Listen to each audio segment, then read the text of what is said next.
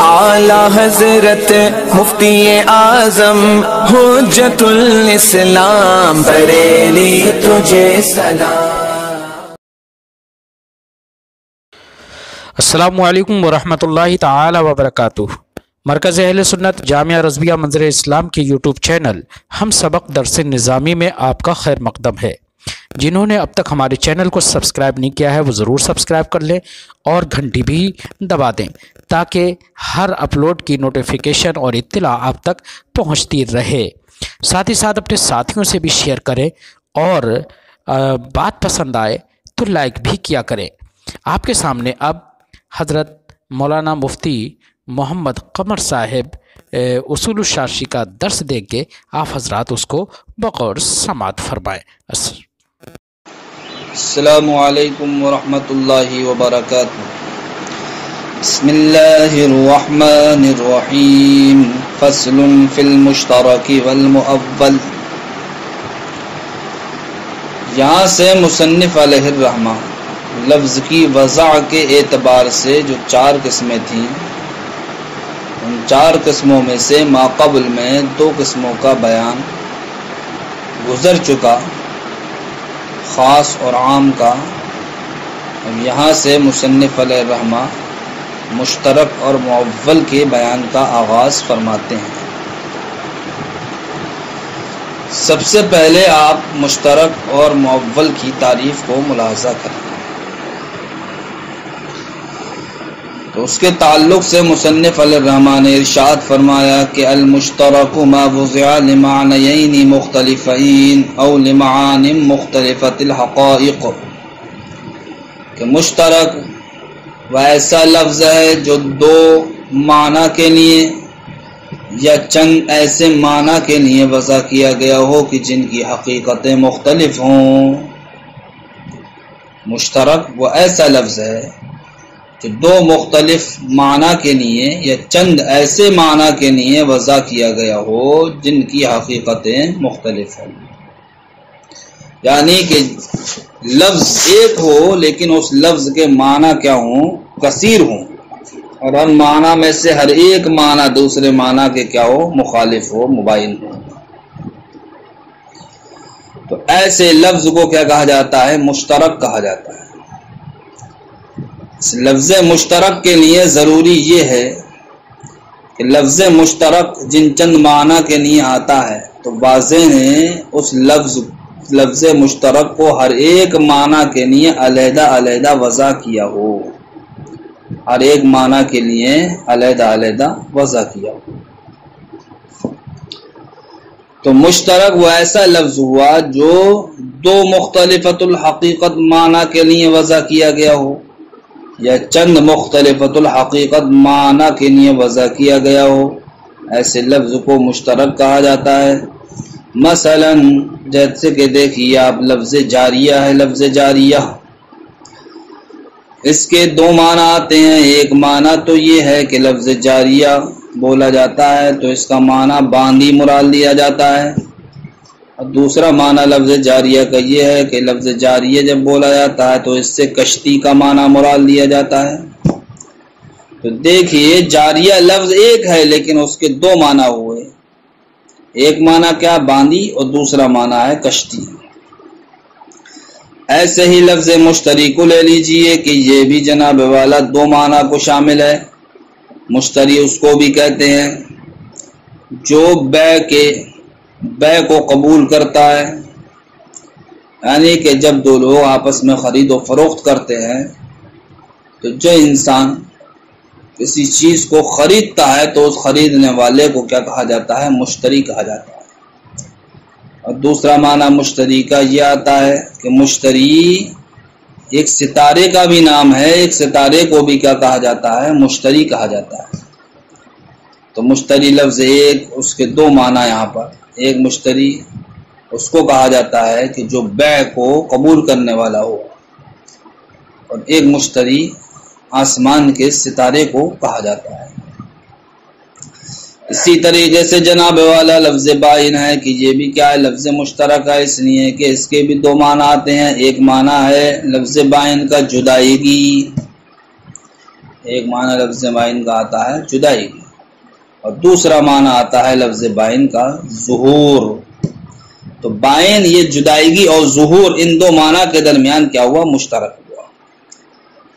بہرحال لفظ مشترک اس کو کہیں گے جو دو مختلفۃ الحقیقت معنی کے لیے یا چند مختلفۃ الحقائق معنی کے لیے وضع کیا گیا ہو، اس کو کہا جاتا ہے لفظ مشترک۔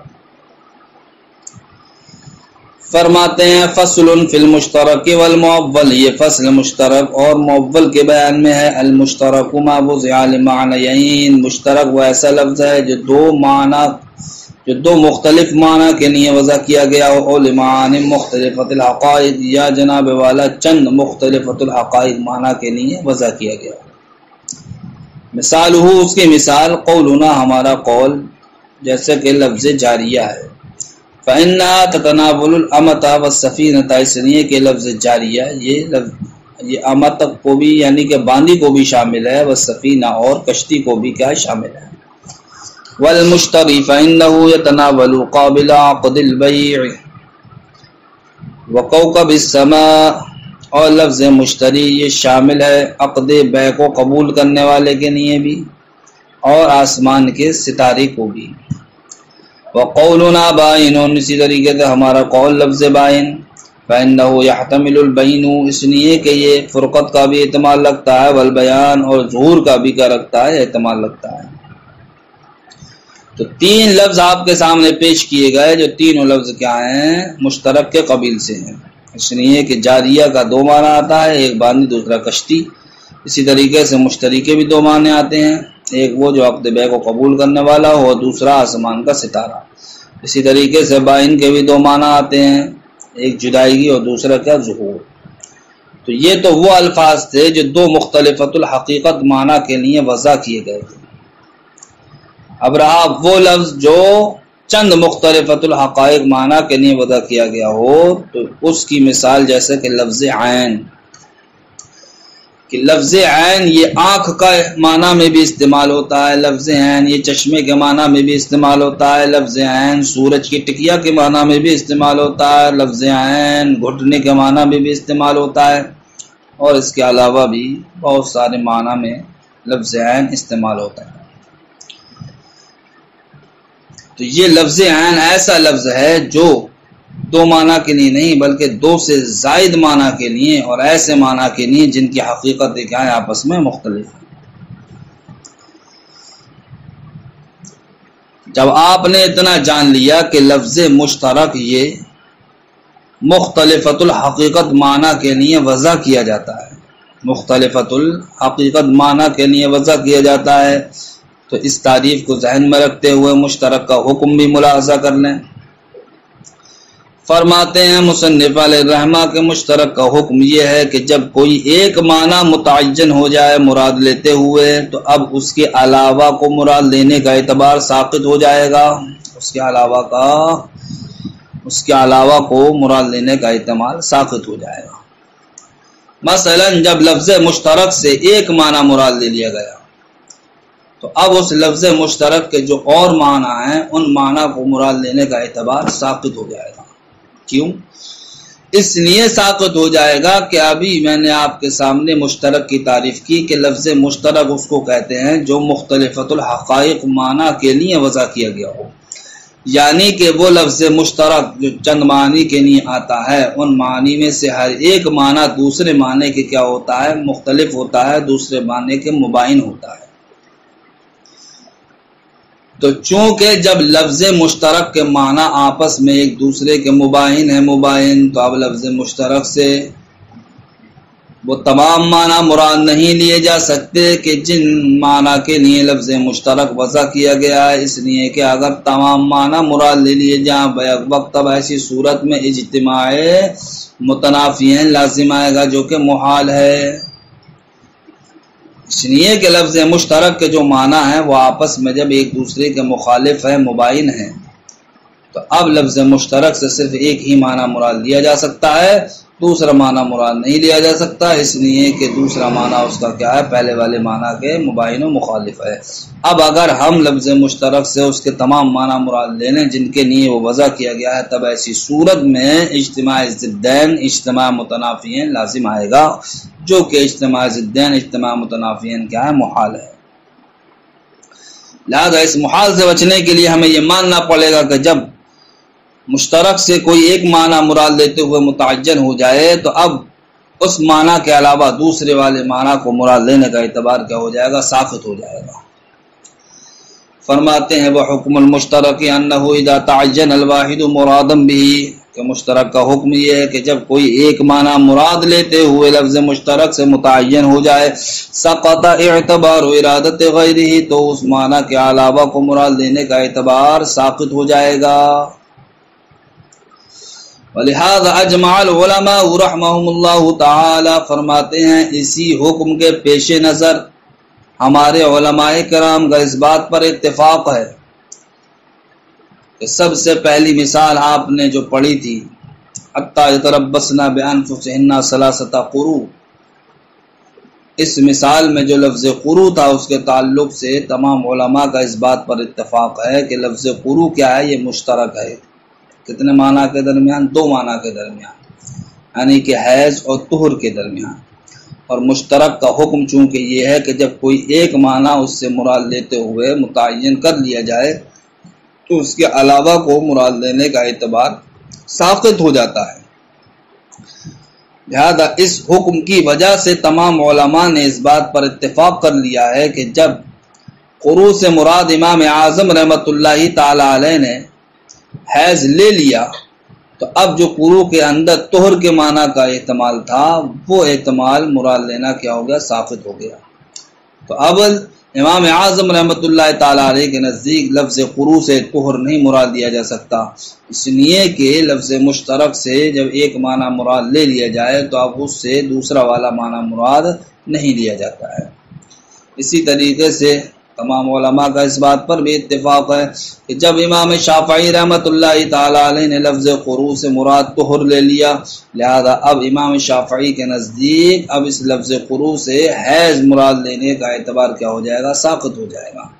اس لیے کہ مشترک کا حکم یہ ہے کہ اس سے کوئی ایک معنی جب مراد لے لیا جائے تو اس کے علاوہ کو مراد لینے کا اعتبار ساقط ہو جاتا ہے۔ وحکم المشترک انہ اذا تعین الواحد مرادا بہ، مشترک کا حکم یہ ہے کہ جب کوئی ایک معنی مراد لیتے ہوئے لفظ مشترک سے متعین ہو جائے، سقط اعتبار ارادت غیرہ، تو اب اس کے علاوہ کو مراد لینے کا اعتبار ساقط ہو جاتا ہے۔ ولہذا اجمع العلماء رحمهم اللہ تعالی، اسی بنیاد پر ہمارے علماء کرام رحمۃ اللہ تعالی علیہ نے اجماع کیا اس بات پر کہ ان لفظ القروء المذکور فی کتاب اللہ تعالی، کہ لفظ قروء جو ذکر کیا گیا ہے اللہ رب العزت کی مقدس کتاب یعنی قرآن میں، وہ محمول ہے اما علی الحیض، یا تو حیض پر، کما ہوا مذہبنا، جیسا کہ ہمارا مذہب یعنی کہ جیسا کہ امام اعظم رحمۃ اللہ تعالی علیہ کا مذہب ہے، او علی الطہر، یا پھر جناب والا لفظ قروء کو طہر پر محمول کیا جائے گا، کما ہوا مذہب الشافعی، جیسا کہ امام شافعی کا مذہب ہے۔ مطلب یہ ہے کہ لفظ قروء سے جب ایک معنی مراد لے لیا گیا تو دوسرے والے معنی کو مراد لینے کا اعتبار ساقط ہو جائے گا۔ تو ان تمام باتوں سے ہم کو یہ پتہ چلا کہ مشترک کے اندر عموم جائز نہیں ہے، مشترک کے اندر عموم جائز نہیں، اس لیے کہ اگر مشترک کے اندر عموم جائز ہوتا تو پھر لفظ مشترک سے اس کے چند معنی کو مراد لینے میں کوئی قباحت لازم نہیں آتی۔ حالانکہ ہم نے یہ دیکھا کہ مشترک کا حکم یہ بیان کیا گیا ہے کہ لفظ مشترک سے جب کوئی ایک معنی مراد لے لیا گیا تو اب اس معنی کے علاوہ دوسرے والے معنی کو مراد لینے کا اعتبار ساقط ہو گیا۔ تو یہ حکم ہم کو بتاتا ہے کہ مشترک کے اندر عموم جائز نہیں ہوتا ہے۔ اگر عموم جائز ہوتا تو پھر لفظ مشترک سے اس کے چند معنی کو مراد لینے میں کوئی قباحت نہیں ہوتی۔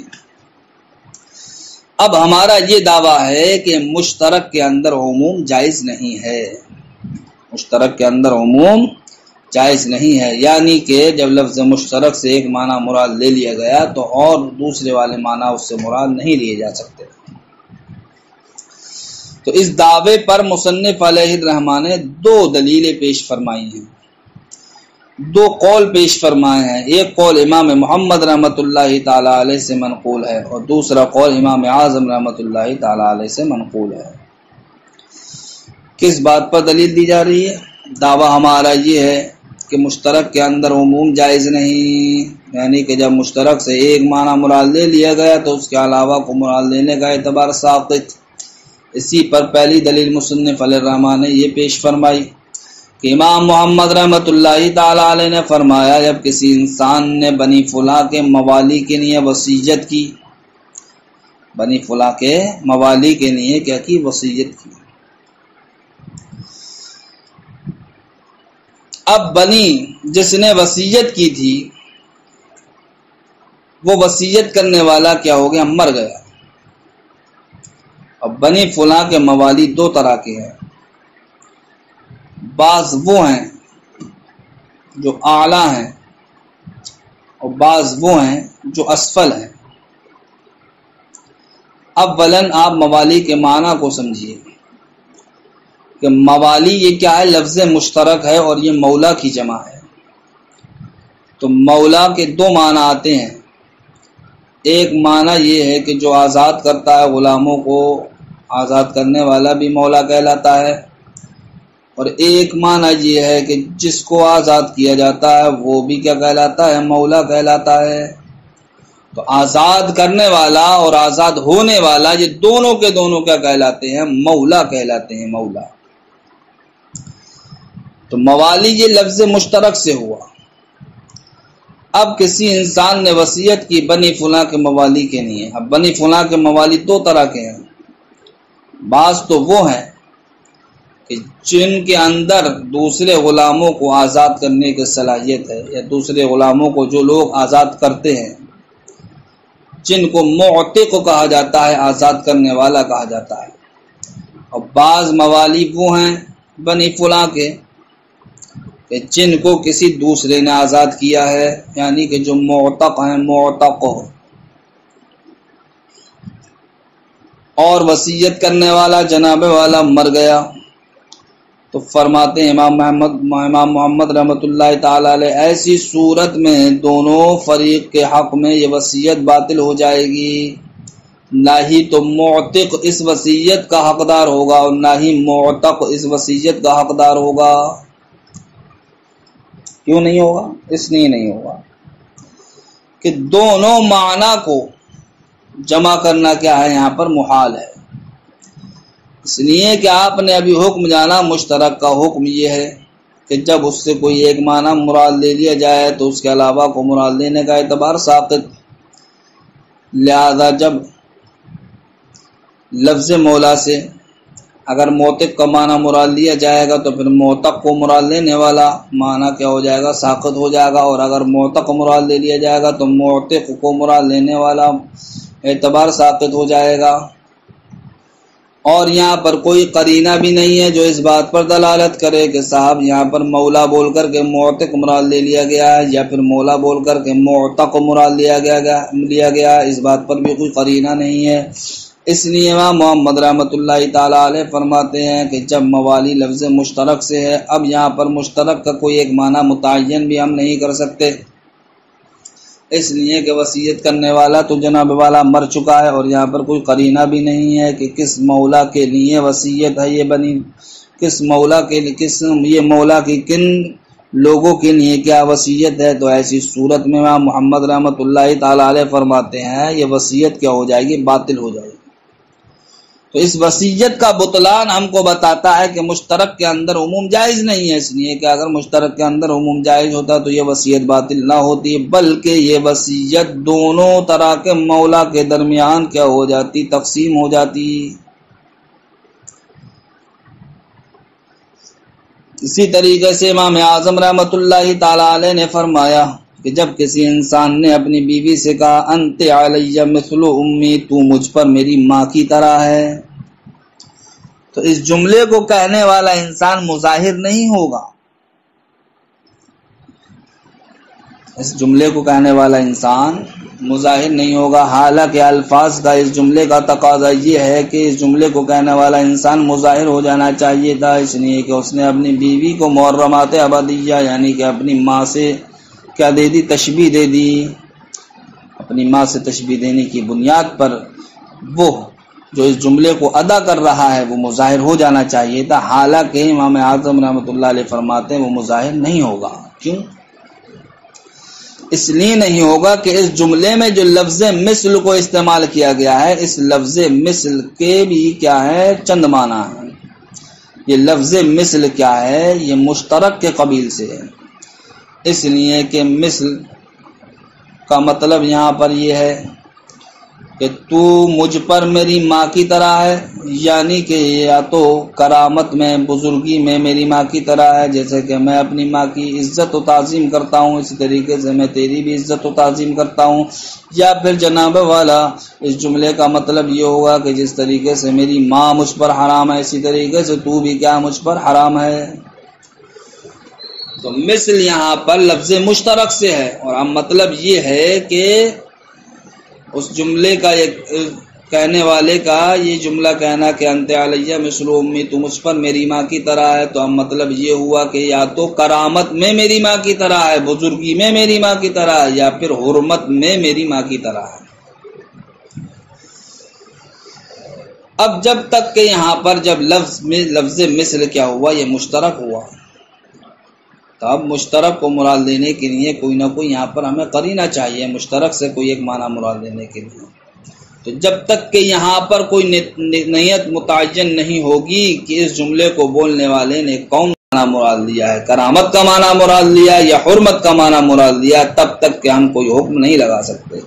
اس لیے کہ انت علیہ مثل امی جہاں پر یہ اظہار کا احتمال لگتا ہے تو وہیں پر غیر اظہار کا بھی تو احتمال لگتا ہے۔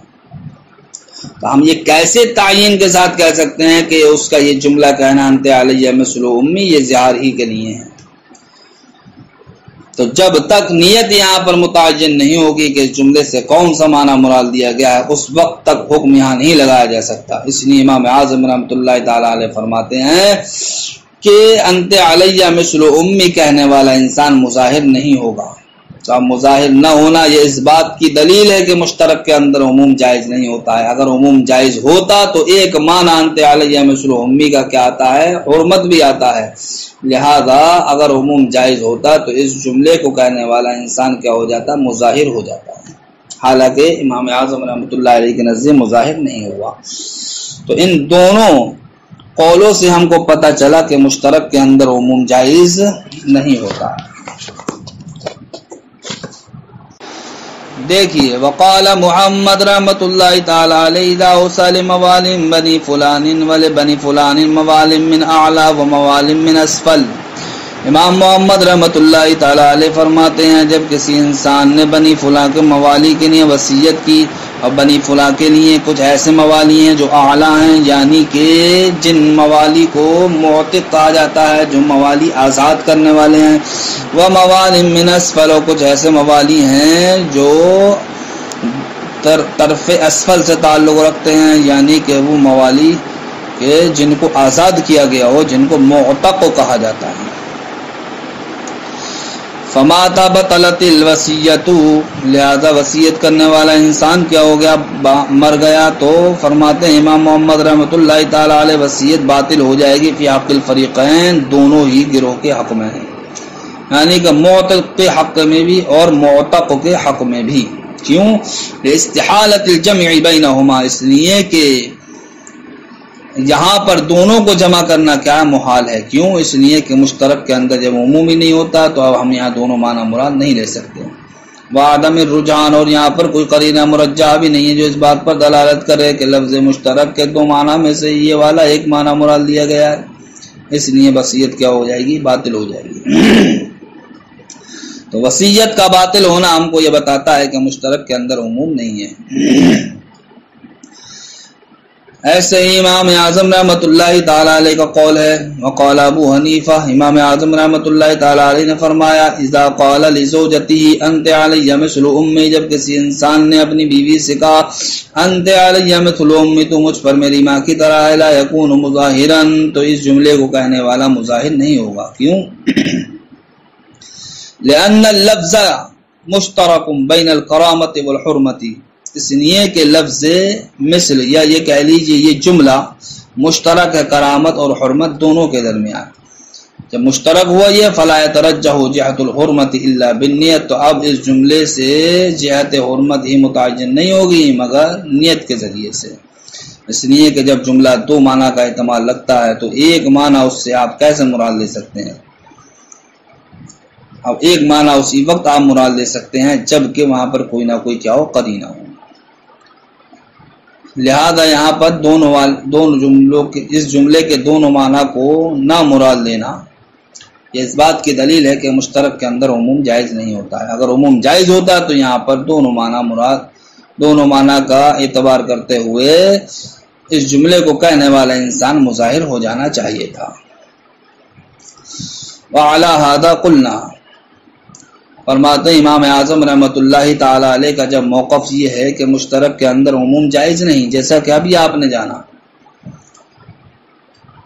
تو اسی موقف کے اعتبار سے ایک مثال مصنف علیہ الرحمہ پیش فرماتے ہیں، جس مثال کا خلاصہ یہ ہے کہ حالت احرام میں اللہ رب العزت نے محرم کے لیے شکار کرنے پر پابندی لگا دی ہے کہ حالت احرام میں محرم یہ شکار نہیں کر سکتا، لیکن اب اگر کسی انسان نے شکار کر لیا تو اس شکار کرنے والے پر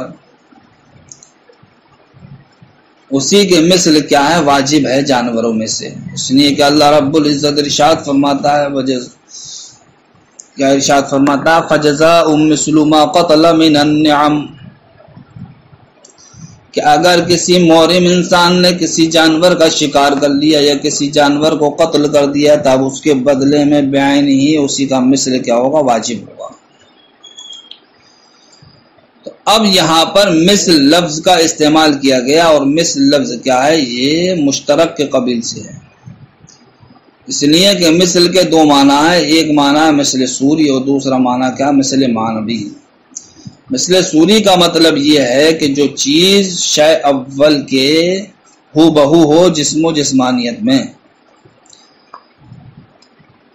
اور مثل معنوی کا معنی یہ ہے کہ جس چیز کو قتل کیا گیا ہے تب اس کا جس کو بدل بنایا جا رہا ہے تو وہ چیز نہ ہو بلکہ وہ کیا ہو، مال ہو۔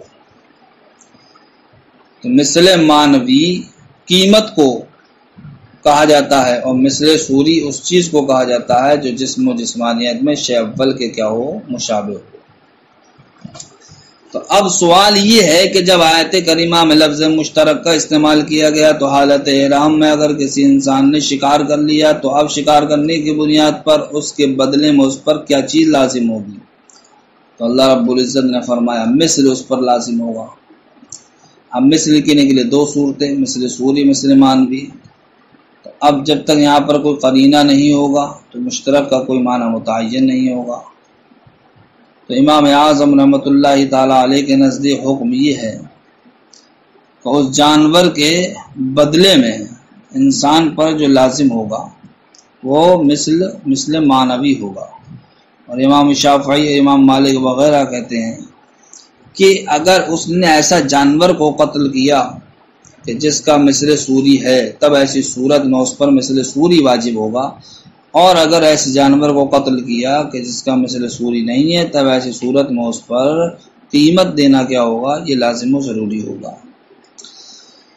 تو امام شافعی اور امام مالک کے نزدیک حالت احرام میں محرم اگر کسی جانور کو قتل کر دے تو اگر اس کا مثل پایا جاتا ہے تو مثل صوری واجب ہوگا، اور اگر مثل نہیں پایا جاتا ہے تو مثل معنوی یعنی کہ قیمت کیا ہوگی، لازم ہوگی۔ لیکن امام اعظم رحمۃ اللہ تعالی علیہ کے نزدیک حالت احرام میں اگر کسی محرم نے کسی جانور کو قتل کر دیا تو اب اس قتل کرنے کی بنیاد پر چاہے اس کا مثل پایا جاتا ہو یا اس کا مثل نہ پایا جاتا ہو، دونوں ہی صورتوں میں اس پر قیمت کو دینا کیا ہوگا؟ واجب ہوگا، قیمت کو ادا کرنا واجب ہوگا۔ کیوں جناب والا قیمت کو ادا کرنا واجب ہوگا؟ مثل سوری کیوں واجب نہیں ہوگا؟ تو وہ اس لیے کہ امام اعظم رحمۃ اللہ تعالی علیہ فرماتے ہیں اس آیت کریمہ کے پیش نظر اگر کسی انسان نے کبوتر کو یا کسی انسان نے چڑیا کو حالت احرام میں قتل کر دیا تو ایسے انسان کے تعلق سے یہ بات متعین ہو چکی ہے کہ اس پر کبوتر کو قتل کرنے کی وجہ سے، یہ چڑیا کو قتل کرنے کی وجہ سے یا ان جیسی چیزوں کو قتل کرنے کی وجہ سے محرم پر مثل معنوی لازم ہوتا ہے۔ کون سا مثل لازم ہوتا ہے؟ مثل معنوی۔ تو امام اعظم رحمۃ اللہ تعالی علیہ فرماتے ہیں جب آیت کریمہ میں جو لفظ مثل ذکر کیا گیا ہے جو کہ کیا مشترک ہے، جب اس سے ایک معنی مراد لے لیا گیا، تو جب ایک معنی مراد لے لیا گیا تو اس ایک معنی کے علاوہ جتنے بھی دوسرے معنی کے اس کے اندر کیا ہے احتمال ہے، ان تمام معنی میں سے کسی دوسرے معنی کو مراد لینے کا اعتبار کیا ہو جائے گا؟ ساقط ہو جائے گا۔ کیوں ساقط ہو جائے گا؟ اس لیے ساقط ہو جائے گا کہ اگر ہم آیت کریمہ میں جب لفظ مثل سے مثل سوری مراد، مثل معنوی مراد لے لیا گیا اور یہاں پر ہم کیا لے لیں؟ مثل سوری مراد لے لیں، تو اب لازم آئے گا اجتماع متنافیین، اور اجتماع متنافیین کیا یہ محال ہے۔ محال کو مستلزم ہونے کی وجہ سے جناب والا امام اعظم فرماتے ہیں کہ جب آیت کریمہ میں لفظ مثل کی وجہ سے مثل معنوی مراد لیا جا چکا ہے تو اب ایسی صورت میں مثل سوری مراد نہیں لیا جائے گا، ورنہ تو لازم اجتماع نقیضین آئے گا، اور اجتماع نقیضین سے بچنے کے لیے یہ ماننا پڑے گا کہ جب ایک معنی متعین ہو چکا ہے وہ کیا ہے؟ مثل معنوی، اب دوسرا والا معنی مراد نہیں لیا جائے گا، وہ کیا ہے؟ مثل سوری۔ وعلی ھذا قلنا، اسی بنیاد پر ہم نے کہا لا یجب النظیر فی جزاء الصید، قتل کے بدلے میں مثل سوری واجب نہیں ہوگا۔ نظیر کا معنی آپ یہاں پر لگائیں مثل سوری۔